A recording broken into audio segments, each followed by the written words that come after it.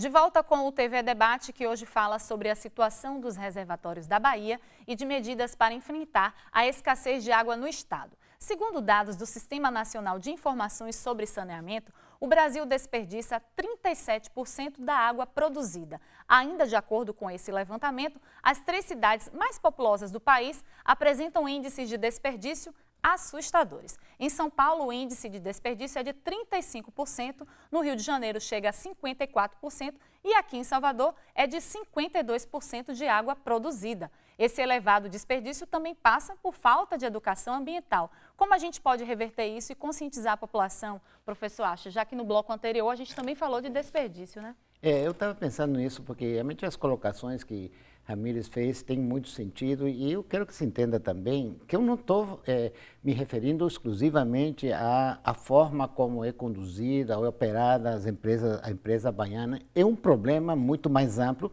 que eu fico muito feliz que tenha sido trazido, porque essa discussão é o que é a discussão da gestão da demanda. Sair apenas de pensar que podemos encher, e eu reafirmo, um balde furado apenas trazendo mais água, não vai resolver e vai resolver cada vez menos à luz da mudança climática. Então, se você diz que você está perdendo menos, você se habilita perante o Sistema Nacional a ficar melhor na fotografia para receber mais recursos. E não há auditoria em cima disso. O próprio CNIS, se não estou errado na publicação de 2015 e 2014, aponta que a incerteza ou o erro das afirmações que se fazem, por exemplo, perda de 30%, 40%, o erro é mais de 50%. Então você pode dizer o seguinte, estou perdendo 100, mas depois 150 e 150. Então, nós não temos um sistema de informações para a gestão da demanda que permita se planejar adequadamente a demanda. E aí a gente cai na seguinte colocação. Tem as perdas aparentes, tem as perdas reais. Ninguém sabe afirmar com razoável incerteza o que é perda aparente e o que é perda real. Os nossos sistemas de controle são extremamente insuficientes. Agora, o que é muito importante é não se colocar a responsabilidade principal em cima da população ou das ligações clandestinas, até porque, se existem ligações clandestinas, e evidentemente que existem, é porque o sistema que atende a população gera desconfiança e gera falhas de atendimento que acabam levando... As pessoas não tiram a água porque são malvadas, tiram a água porque elas se veem na necessidade de serem atendidas em determinadas condições. Eu acho importante o que você coloca, inclusive, para romper paradigmas. Você fez uma informação anterior que, para esclarecer, de cada 100 litros de água que chega para qualquer consumidor, né, na casa das pessoas, 80 volta como esgotamento sanitário. No nosso caso aqui, volta para o mar. Então, são águas, só 20% nós aproveitamos, 20% nós aproveitamos, fora as perdas que está se falando no sistema. Então, romper paradigma. Nós estamos fazendo planejamento de bacia agora, levando em consideração esse tipo. Não apenas levar em consideração a oferta de água, ampliar a oferta, mas trabalhar a demanda, trabalhar aspecto de futuro em relação a mudanças climáticas. São componentes nesse estudo de planejamento que nós estamos fazendo nas bacias, para justamente romper esses paradigmas. Agora, eu gostaria de botar um elemento adicional, no que se refere, que não é porque as pessoas não são malvadas, mas é uma questão social mesmo, né? Isso é um fato importante. Quanto mais tem a pobreza, você tem pessoas menos incluídas no mundo real, no mundo do capitalismo nosso que nós vivemos, né, mais excluída da sociedade, digamos assim, não tem alternativa. Vai morar fora do arruamento, vai ocupar áreas onde pode ocupar, áreas de riscos, com dificuldade de ter acesso aos serviços públicos, inclusive de saneamento. Essa é uma grande reflexão. Isso, na realidade, leva um input muito grande de desperdício de toda a natureza, inclusive de impacto ambiental. Então, deixa eu já colocar, inclusive, você como representante da Secretaria do Poder Público, e concordo plenamente, não é uma questão focal ou de alguma empresa ou outra, é uma questão de paradigma, da forma como a gente pensa o saneamento. Um dos principais elementos para gestão da demanda e sustar redução de perdas, inclusive com isso ganhar credibilidade perante os usuários para que eles também reduzam o seu consumo, é a renovação das redes de distribuição. Dois grandes fatores definem a quantidade de perdas reais na rede. Um é a pressão da rede, que é função da qualidade da tubulação. Eu tive há pouco tempo uma discussão com um cientista americano, quando eu coloquei esses dados, me disse, mas se eu não estou errado, e aí estou passando como eu comprei, Nova York perde 50% da água. Bom, Nova York tem aquíferos gigantescos, águas doces à vontade e muito dinheiro para fazer isso. É uma outra situação. Agora, países que enfrentam a situação da gestão adequada da água e trabalham com oferta e com demanda, exigem, através das suas agências reguladoras, e eu devo dizer que a Agência Reguladora da Água da Bahia deixa muito a desejar, não cumpre o seu papel a contento, onde existe esse tipo de regulação, por exemplo, a Autoridade Israelense das Águas, as empresas têm que investir um determinado percentual da sua receita para renovar anualmente essa rede. E vou dizer quanto. No caso de Israel, uma rede que não esteja tão envelhecida tem que ser renovada em 3% ao ano. Quer dizer, em 30 anos você tem uma rede nova. Uma rede mais envelhecida, você tem que renovar um índice muito maior, chegar a aplicar 5% da receita ou da renovação da rede por ano. Com isso, você reduz sensivelmente as perdas. A minha pergunta que eu faria para o país inteiro, desses recursos que se aplicam no saneamento, quanto se aplica na renovação das redes para evitar as perdas? E você vai encontrar a resposta se você perguntar quem quiser. Não sabemos. Agora, Eduardo pode falar que tem lugares que produzem sem saneamento, né? Pois é, esse problema do saneamento, ele é grave, mas eu concordo com algumas observações que foram feitas aqui. A gente não pode estar transferindo uma responsabilidade do Estado para a população. Eu queria citar como exemplo esse crime ambiental terrível que aconteceu em Mariana, Minas Gerais. Um grupo de empresas mata um rio inteiro, ou seja, um ecossistema do qual dependem diversos povos indígenas, comunidades tradicionais, as próprias famílias da área urbana que dependiam dessa água também, de repente um rio inteiro morto.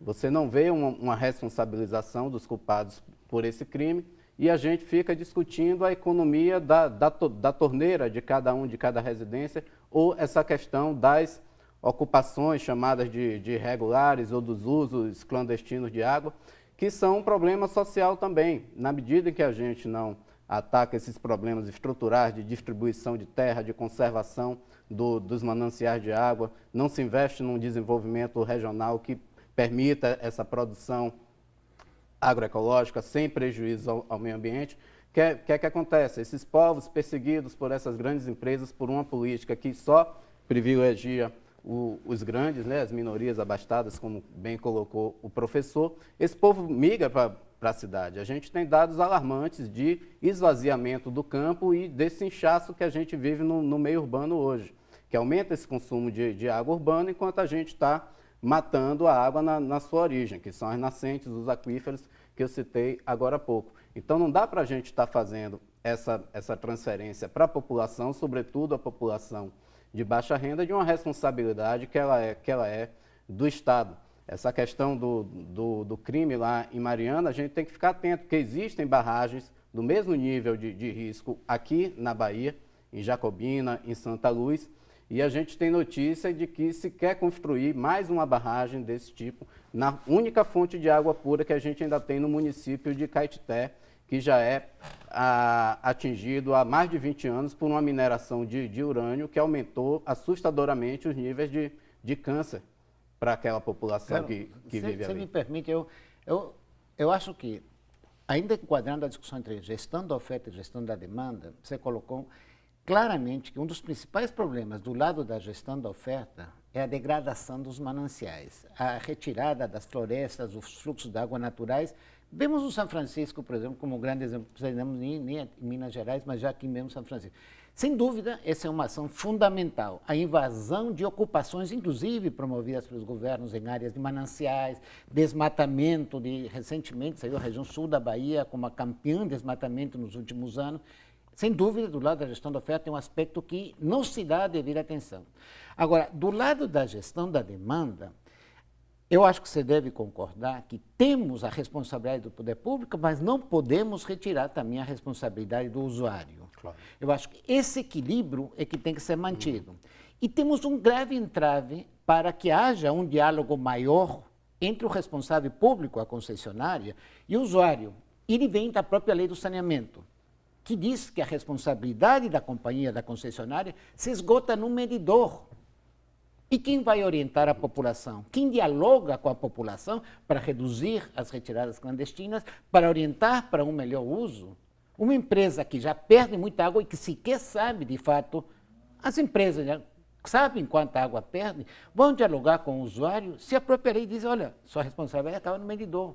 No setor elétrico, a pessoa troca a tua geladeira, porque sabe que você consumindo menos beneficia a comunidade como um todo.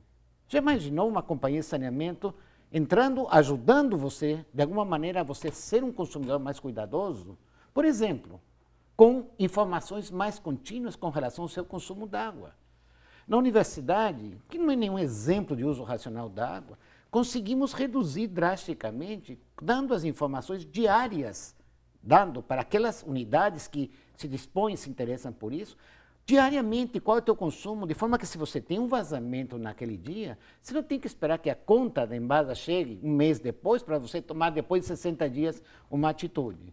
Eu acho legal isso que o professor Asher está falando, Topazio, porque precisa também existir uma política de educação, não é? Com certeza. A gente tem um trabalho, inclusive, recentemente, com o Banco Mundial, né, onde a gente procura levar para a população o que é a política de água. É bom que se diga que a Política Nacional de Água, de Recursos Hídricos, ela empodera a população, ela prevê instrumentos como, são instrumentos, mas tem ente do sistema chamado Comitê de Bacia, onde a sociedade civil, somos nós, os usuários da água, que é a Embasa, em particular aqui presente na mesa, né, as empresas e os governos, onde lá debatem o que é melhor para a água naquela bacia. Eu costumo reforçar esse aspecto porque eu acho que a saída é essa discussão coletiva, é a participação coletiva. Eu ainda acho que a representatividade nesses comitês ainda são muito inorgânicas, ou seja, não tem organicidade, não tem capilaridade pela população, pela sociedade, mas nós estamos fazendo um trabalho chamado Agente Voluntário da Água, junto por incentivo através de financiamento do Banco Mundial, onde a gente leva essa informação para a sociedade em umas áreas pilotos do Estado. Eu acho que esse é um dos instrumentos. Gostaria também de chamar a atenção em relação à segurança de barragem. Nós temos um núcleo de segurança de barragem, uma coordenação de segurança de barragem dentro do INEMA e tem feito, que é exemplo para o Brasil, Carlos, onde a gente tem colocado, inclusive, fiscalizado todas essas barragens de rejeitos que existem, não só de rejeitos, como também as de abastecimento humano. Quer dizer, o INEMA, como órgão de meio ambiente e recursos hídricos, ela transversalmente ela fiscaliza o aspecto ambiental e tem responsabilidade direta e objetiva na segurança de barragens de abastecimento de água, né? E cobra dos outros entes, o setor elétrico, setor minerário, né? Também na área industrial nós somos responsáveis diretos. E nós temos relatórios frequentes, quando alguém não está fazendo a sua segurança, que pode causar risco, nós estamos multando e notificando esses donos dessas barragens, que tem lei para isso hoje no Brasil, que eu, por acaso, eu participei da discussão sobre ela. Sempre se coloca que essa questão da relação entre o poder público e o cidadão, o usuário, é uma questão de educação. Como se o governo tivesse a condição de educar, mesmo tendo a responsabilidade pelo setor educacional formal. Sim. Não é uma questão de educação na forma tradicional, como se usa a palavra, você dizer para o outro fazer aquilo que você não faz na tua residência ou na tua casa.